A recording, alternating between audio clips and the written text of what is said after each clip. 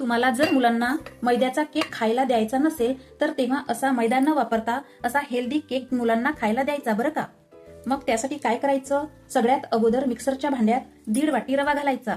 त्याच वाटीने मोजून अर्धी वाटी गव्हाचे पीठ, त्याच वाटीने अर्धी वाटी साखर आणि 2 ते 3 विलायची घालून बारीक पावडर करून घ्यायची. तुम्ही बघू शकता पावडर. नंतर त्याच वाटीने मोजून 1 वाटी दही घालायचं. दही जास्त आंबट नाही घ्यायचं बरं का. आणि अर्धी वाटी पाणी घालायचं आणि परत एकदा मिक्सरला फिरून घ्यायचं बरं का. तुम्ही बघू शकता असे बॅटर आपल्याला पाहिजे. ठीक आहे. आता केक मध्ये घालण्यासाठी मी येथे ड्रायफ्रूट घेतले बघा. आता हे ड्रायफ्रूट टॉपर मध्ये घालून मस्तपैकी स्लाइस करून घ्यायचे बघा. तुम्ही तुमच्या आवडीप्रमाणे ड्रायफ्रूट घेऊ शकता. आता एक कुकरचा डब्बा घेऊन छान कुकरच्या डब्याला तेल लावून घ्यायचं. आता काय करायचं बघा, या डब्यावर बटर पेपर घालायचं. तुमच्याकडे बटर पेपर असेल तर घाला, नसेल तर नका घालू. थोडीशी डब्याला कणिक शिंपडून घेतली तरी चालेल. आता मिक्सरच्या भांड्यातलं बॅटर एका भांड्यात काढून घ्यायचं बघा.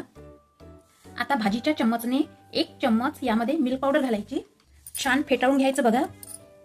आता यामध्ये 1 इनोपुडी घालायची आणि अर्धी वाटी खाण्याचं तेल घालायचं. मस्तपैकी मिक्स करून घ्यायचं बघा. येथे मी थोडीशी त्रुटी फ्रुटी घेतली. यात थोडेसे गव्हाचे पीठ घातले म्हणजे एकाच ठिकाणी आपली त्रुटी फ्रुटी चिकटून बसणार नाही. आता यामध्ये ड्रायफ्रूट घालून मिक्स करायचं बघा. आता तेल लावलेल्या डब्यात बॅटर ओतून घ्यायचं बघा. वरून थोडे ड्रायफ्रूट घालायचे आणि थोडीशी त्रुटी फ्रुटी घालायची. डबा हलक्या हाताने टॅप करायचा. इकडे मी गॅसवर गरम करायला कुकर ठेवलेला आहे. या कुकरमध्ये स्टँड ठेवूया. मग यावर केकचा डब्बा ठेवायचा. कुकरच्या झाकणाला रिंग अजिबात लावायची नाही. बिना रिंगचं कुकरचं झाकण लावून घ्यायचं. तसेच कुकरच्या झाकणाला शिट्टी पण लावायची नाही. आता 40 ते 45 मिनिट बारीक गॅसवर केक कुक होऊ द्यायचा. ठीक आहे. आता 45 मिनिट झालेली आहे. आता कुकरचे झाकण उघडून बघायचं. तुम्ही बघून तर घ्या, एवढा जबरदस्त केक आपला फुगून वर आलेला आहे. चाकू केक मध्ये खुपसून बघायचा. बघा आपला केक चाकूला लागला का, म्हणजेच आपला केक झालेला आहे. आता केकचा डब्बा कुकर मधून काढून घ्यायचा बरं का. आता केक थंड झालेला आहे. केकच्या कडा सैलसर करून घेऊया. लगेच केक एका प्लेट मध्ये उलटून घ्यायचा बघा